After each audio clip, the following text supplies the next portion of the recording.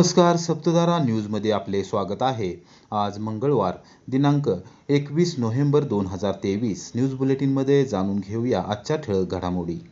ऊस दरासाठी स्वाभिमानी शेतकरी संघटनेचे कोरेगावात चक्काजाम आंदोलन, पोलिसांनी घेतले ताब्यात। सातारा लातूर राष्ट्रीय महामार्गासह भाडळे रस्त्यावरील वाहतूक विस्कळीत।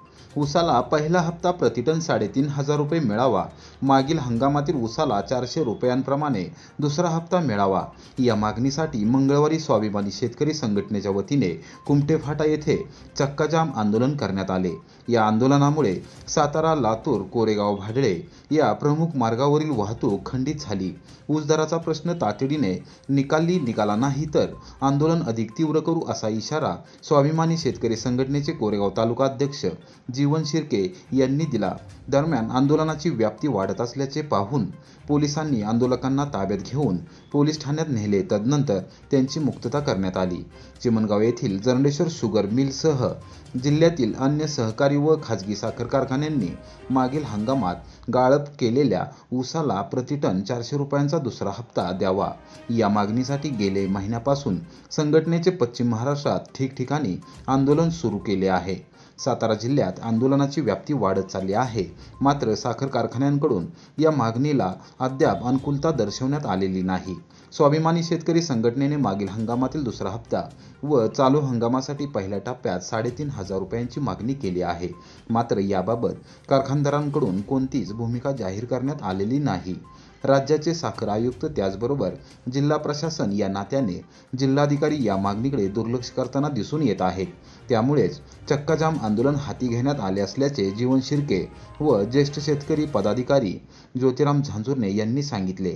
स्वाभिमानीच्या कार्यकर्त्यांनी कुमटे फाटा येथे रस्त्यावर ठिय्या आंदोलन सुरू केल्याने या मार्गावरील सर्व वाहतूक खंडित झाली। यावेळी जोरदार घोषणाबाजी करण्यात आली। कोणताही अनुचित प्रकार घडू नये यासाठी सहाय्यक पोलीस निरीक्षक सकाराम बिराजदार व उपनिरीक्षक दीपाली मुसळे यांच्या नेतृत्वाखाली पोलिसांचा कडक बंदोबस्त तैनात करण्यात आला होता। गोपनीय विभागाचे पोलीस अंमलदार समाधान गाडवे देशमुख व सुजित गोडसे यांनी जीवन शिर्के व ज्योतिराम झांजुर्णे यांना चर्चेद्वारे मार्ग काढण्याचे आवाहन करत आंदोलन थांबवण्याची विनंती केली। मात्र आंदोलन ऐकण्याच्या तयारीत नव्हते। कोणत्याही परिस्थितीमध्ये साखर कारखान्यांचे प्रतिनिधी आल्याशिवाय आम्ही जागेवरून हलणार नाही असा इशारा त्यांनी पोलिसांना दिला। अखेरीस सकाराम बिराजदार यांनी अतिरिक्त फौजफाटा व मोठी पोलीस व्हॅन आंदोलनस्थळी आणली। पोलीस बळाचा वापर करून आंदोलकांना ताब्यात घेतले व पोलीस ठाण्यात आणले। काही काळानंतर कागदोपत्री पूर्तता करून आंदोलकांची मुक्तता करण्यात आली। कोरेगाव शहराचा आगामी 50 वर्षांचा पाणी प्रश्न निकाली। केंद्र सरकार पुरस्कृत अमृत 2 अभियानामध्ये वाढीव पाणीपुरवठा योजनेस मंजुरी। 66 कोटी 16 लाख रुपयांचा निधी मंजूर। आमदार महेश शिंदे। कोरेगाव विधानसभा मतदारसंघाची राजधानी असलेल्या कोरेगाव शहराचा विकासात्मक कायापालट करत असताना आमदार महेश शिंदे यांनी आगामी 50 वर्षाचा पाणी प्रश्न निकाली काढला आहे। केंद्र सरकार पुरस्कृत अमृत 2 अभियानामध्ये वाढीव पाणीपुरवठा योजनेस तांत्रिक मंजुरी देण्यात आली असून 66 कोटी 16 लाख रुपयांचा निधी मंजूर करण्यात आला आहे। कृष्णा नदीमध्ये गुरुवर्य लक्ष्मणराव इनामदार जेहे कटापूर योजनेच्या बंधाऱ्याजवळ नवीन योजना कार्यान्वित केली जाणार आहे।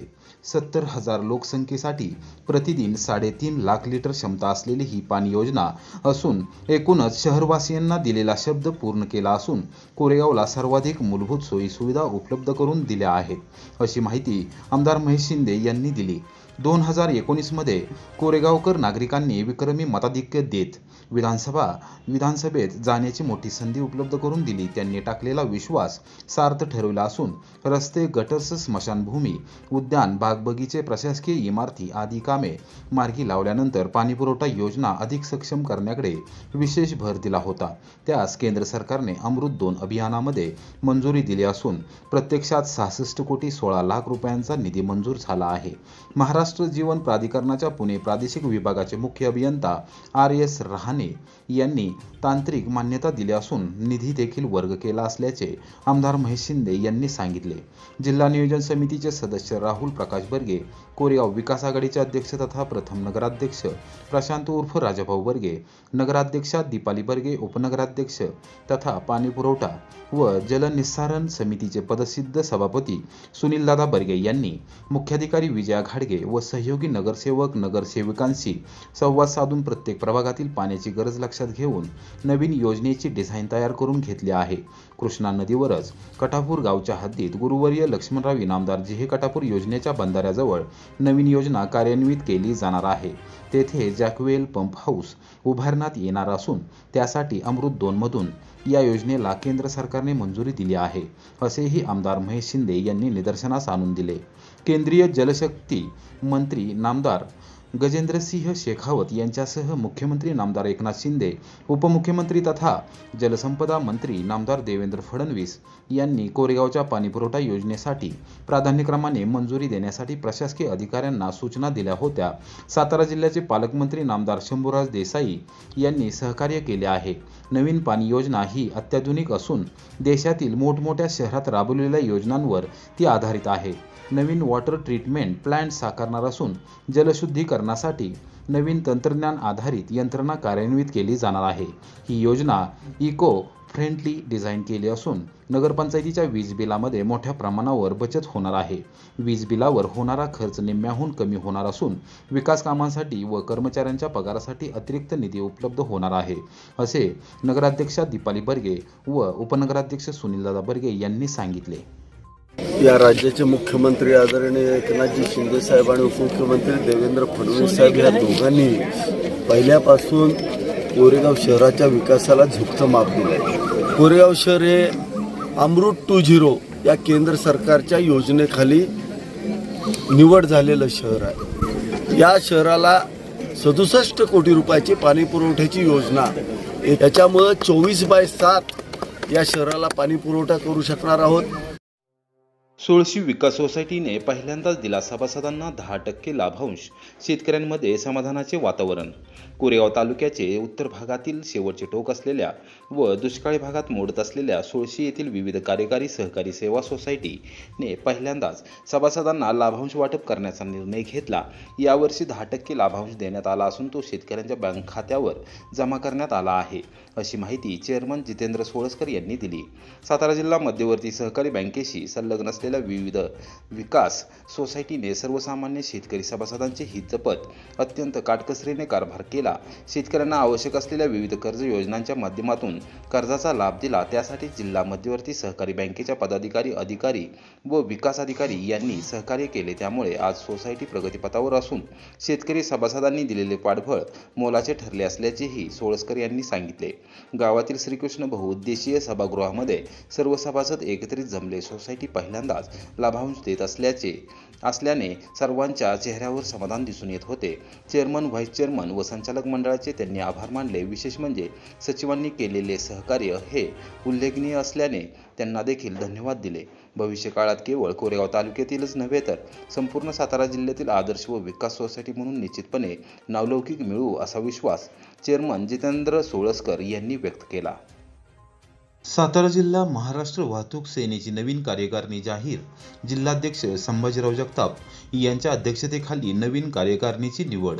महाराष्ट्र वाहतूक सेना महासंघाची शनिवारी सातारा जिल्ह्याची नवीन कार्यकारिणी जाहीर करण्यात आली. महाराष्ट्र राज्य अध्यक्ष उदय दळवी यांच्या सूचनेनुसार व सरचिटणीस सूर्यकांत तांडेल यांच्या मार्गदर्शनाखाली व सातारा जिल्हाध्यक्ष संभाजीराव जगताप यांच्या अध्यक्षतेखाली या निवडी जाहीर करण्यात आल्या.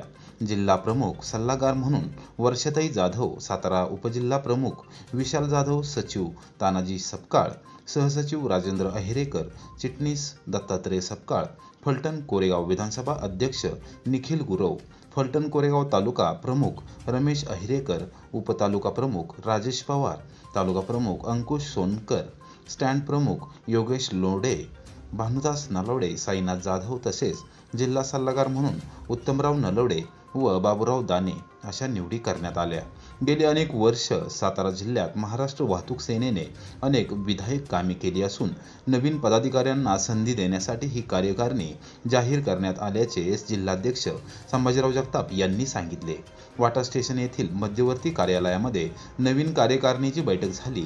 महाराष्ट्र वाहतूक सेनेच्या वार्षिक सभेवेळी अनेक इच्छुकांना सेनेचे काम करण्याची संधी मिळाली। गेली अनेक वर्ष सातारा जिल्हा महाराष्ट्र वाहतूक सेना ही काम करत असून या कामाची पोहोचपावती वेळोवेळी दस्तूरखुद्द पक्षप्रमुख उद्धव ठाकरे यांना देण्यात येते, असे संभाजीराव जगताप यांनी सांगितले।